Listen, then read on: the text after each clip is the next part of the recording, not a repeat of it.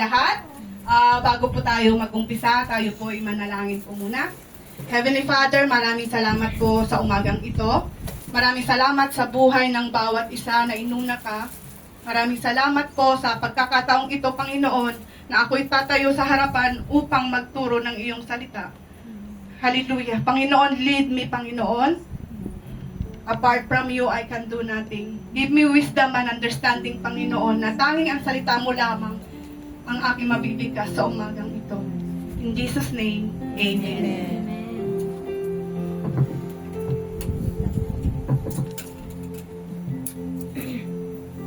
Sa buhay natin is marami tayong mga plano sa buhay. Mga plano para sa sarili natin at para sa ating mga pamilya. Hindi masamang mangarap. Pinapangarap natin na maging healthy tayo. Ganun din ang ating mga pamilya. Pinapangarap natin na magkaroon tayo ng sariling bahay. Pinapangarap natin na magkaroon tayo ng negosyo. At pinapangarap natin na may future, yung anak natin, magandang future. But there's a moment in our life na even though we plan, but it's falling apart. We try our best to keep everything together. We meet expectations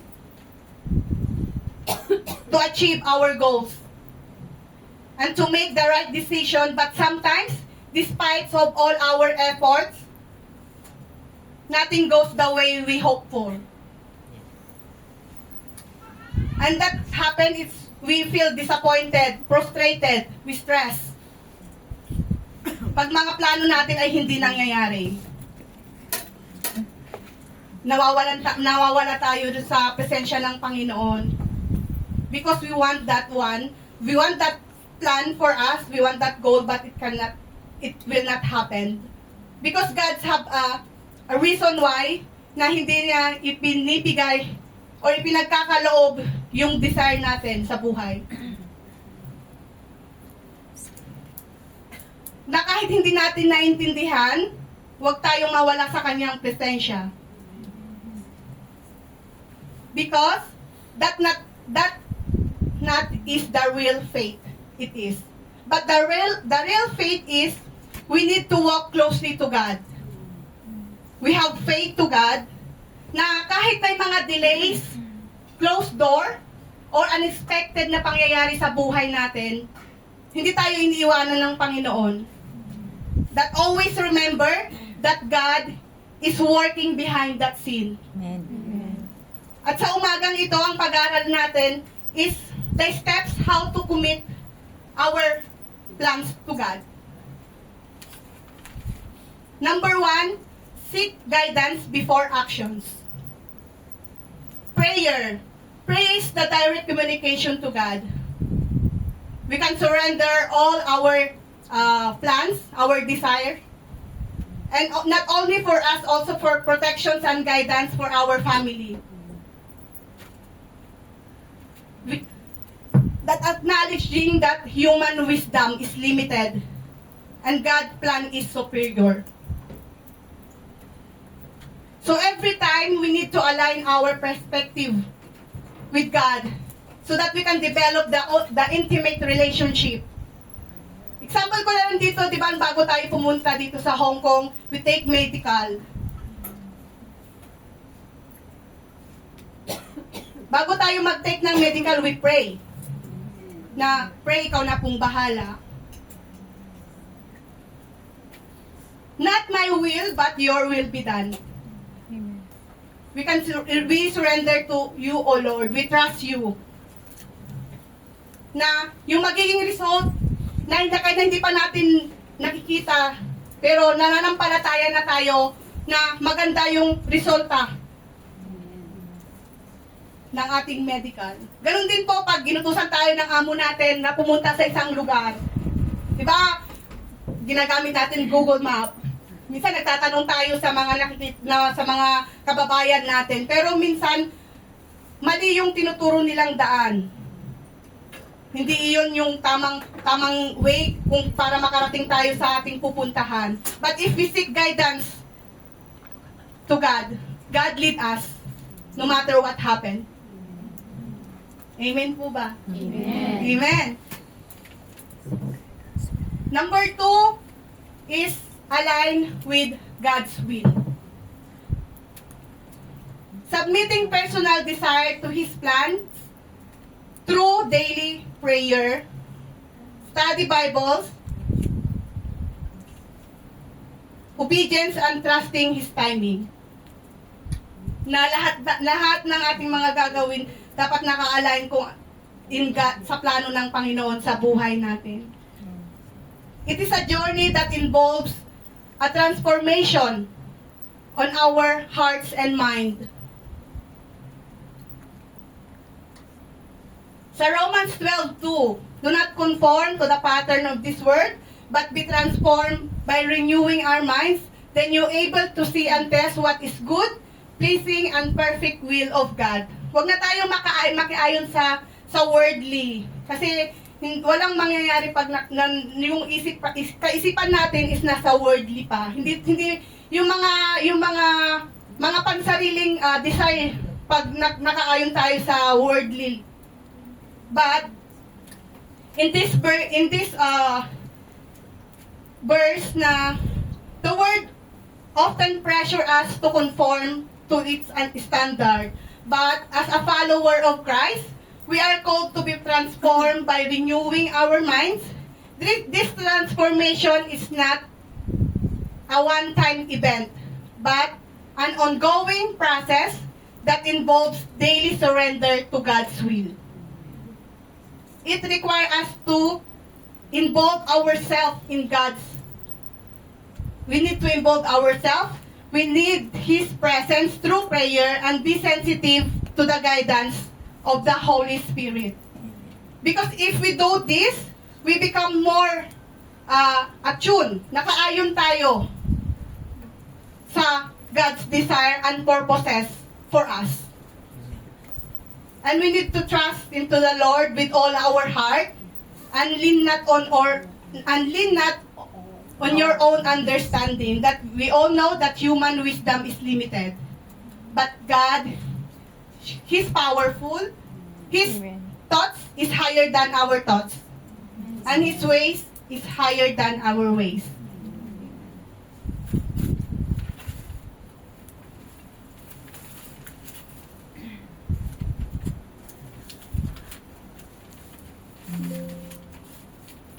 And that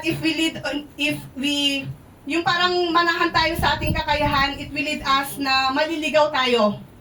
Maliligaw tayo sa mga plano natin, yung plano ng Panginoon sa buhay natin.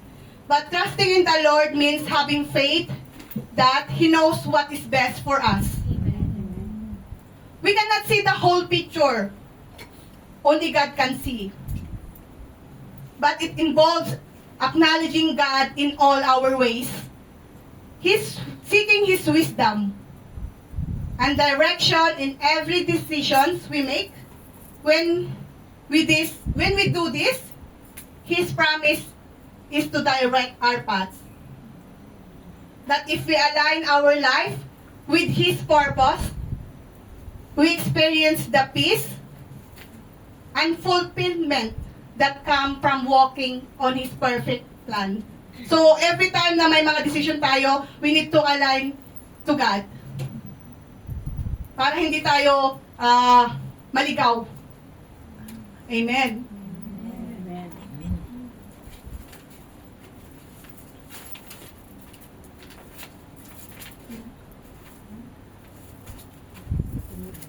Number 3 is trust His timing and direction. Trust that He will establish our plans, meaning He will stabilize them or bring them into alignment with His divine purpose. Even if it different from our original timeline. Na the important is to trust God sa lahat ng area ng ating buhay. Tanging siya lamang ang ating paniniwalaan because God plans for us is best. Hindi yung katabi mo, hindi yung kaibigan mo. But we need to trust God wholeheartedly. Na this means believing that God's schedule is perfect even when it doesn't not align with our own desire. So stop rushing na, ay Lord, bakit hindi mo pa sinasagot yung panalangin ko sa'yo? We need to stop rushing, forcing or worrying. Instead, rest in the belief that blessings will come at the right time. Isaiah 60:22, when the time is right, the Lord will make it happen. So wag tayong magmadali sa mga bagay-bagay na mga gusto natin. Kasi ang pag pinilit natin or nag-rush tayo sa mga bagay na yon na hindi pa kalooban ng Lord, magsasuffer tayo. Failure. Pero pag naghintay tayo sa right time ng Panginoon sa buhay natin, doon natin there is a peace. Peace and kapayapaan sa buhay natin. Na hindi tayo matatakot na kahit na hindi pa sinasagot ng Panginoon yung mga plano natin, hindi tayo matatakot kasi nandyan ang Panginoon para sa atin. So we just trust to God, have faith to God, and obey His word. Amen. Number 4, surrender control. Yan, surrender control. Actively releasing the need to manage our life, plans, and outcome, and instead trusting in God's sovereignty, timing, and goodness. Lahat tayo dito marunong mag-drive, di ba? Mag-drive ng motor, mga 4 wheels. Di ba? Kahit kung gaano tayo kagaling magmaneho, there is a time talaga nagigewang tayo, sisimplang tayo. Amen. Pero pag ibinigay natin sa Panginoon yung driver's seat, hindi tayo mapapagod kung ano man yung mga pinagdadaanan natin sa buhay. Amen. God will lead us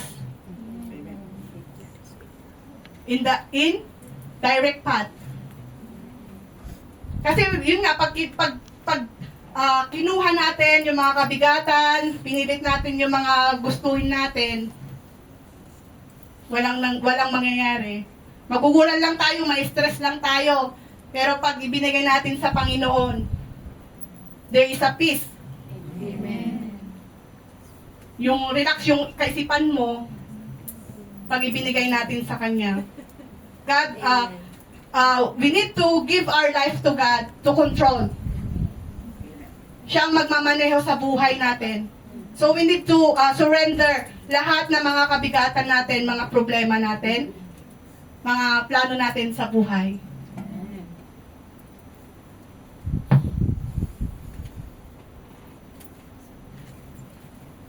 But sometimes we are afraid to surrender our desire. Afraid that if we give up our plans, we might lose something good. But then God reminds us that He is not trying to take away good things. He's making room for better things that we couldn't even imagine, because God's plans for us is good. Jeremiah 29:11. Now, plans to prosper you, not to harm you. Plans to give you hope and a future. So, sa mga plano natin, maganda yung, sa buhay natin, maganda yung plano ng Panginoon. So, panghawakan po natin ang kanyang mga salita and believe, have faith to God, and obey His word. Amen. Panglima po, give Him glory. na acknowledge, praise, and honor God as the source of all goodness and success. Wala tayo dito kung hindi sa Panginoon. Wala tayo kung anong meron tayo kung wala siya sa buhay natin. Hindi natin magagawang tumayo, hindi na tayo magagawang sumayaw, kumain kung wala ang Panginoon sa buhay natin. Lahat ng nakikita natin dito is galing sa Panginoon. So every time na nag-success tayo sa mga plano natin, kailangan nating i-acknowledge ang Panginoon.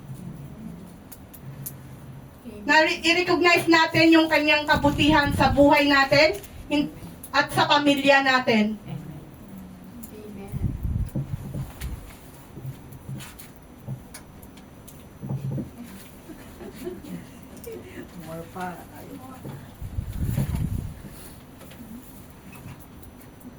Na every time we have plan, we need to surrender our dreams to God because He will provide clarity and direction. Trust His timing and because every human can fail or change, but God's purpose is greater and more intentional, even if it is not immediately understood. So just commit to the Lord wherever you go. Whatever you do. Proverbs 16:3 ang ating verse po sa umagang ito. Na commit to the Lord whatever you do and He will establish your plans. Now, this verse emphasizes that true success comes from surrendering control of our daily works and long-term plans to God, rather than relying in human wisdom. When your actions are dedicated to God, He aligns them with purposes, making them stable and established. Amen.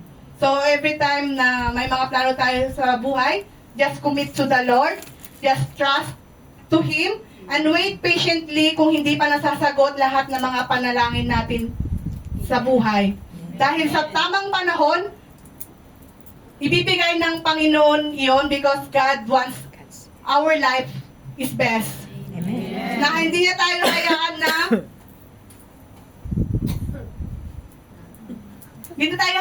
na na mag-worry sa lahat ng bagay. Amen. Mga burdens natin, mga trials sa buhay natin, mga struggles. Just commit to the Lord. That our life may not be going the way we planned it, but it is going exactly the way God planned it. Amen. To God be the glory. In Jesus' name, Amen.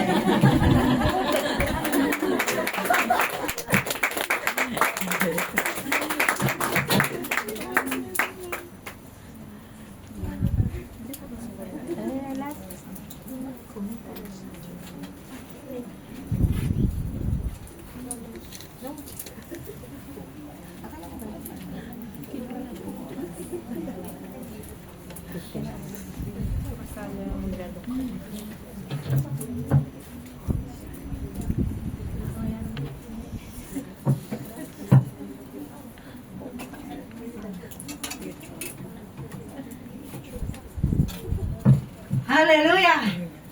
So, alam na natin nakaraos na tayo.